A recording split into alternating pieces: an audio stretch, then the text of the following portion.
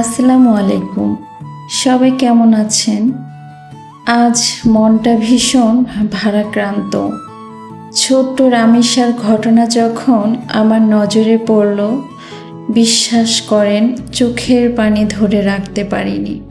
মনে হয়েছে ও আমারই সন্তান। বাংলাদেশে আর কত রামেসাকে হারাতে হবে, আর কত মা বাবার বুক খালি হবে।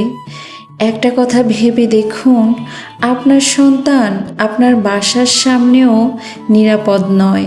আমি শুধু একটা কথাই বলতে চাই, আপনার মেয়েকে কখনো এক সেকেন্ডের জন্য আপনার চোখের আড়াল করবেন না।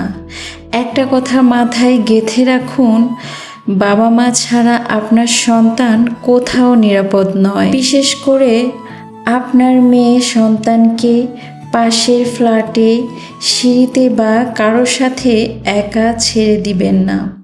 আপনি সাথে থাকুন। আল্লাহ জানেন রামেসার মায়ের ভিতরে কি চলছে। আল্লাহ ওনাদের ধৈর্য ধারণ করার তৌফিক দান করুন।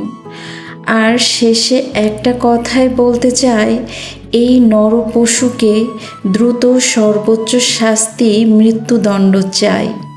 এই জানোয়ারটাকে জনসম্মুখে মৃত্যুদণ্ড দেওয়া হোক। আপনারা সবাই ভালো থাকবেন, আপনার সন্তানকে নিরাপদে রাখবেন, এই কামনা করি। আল্লাহ হাফেজ।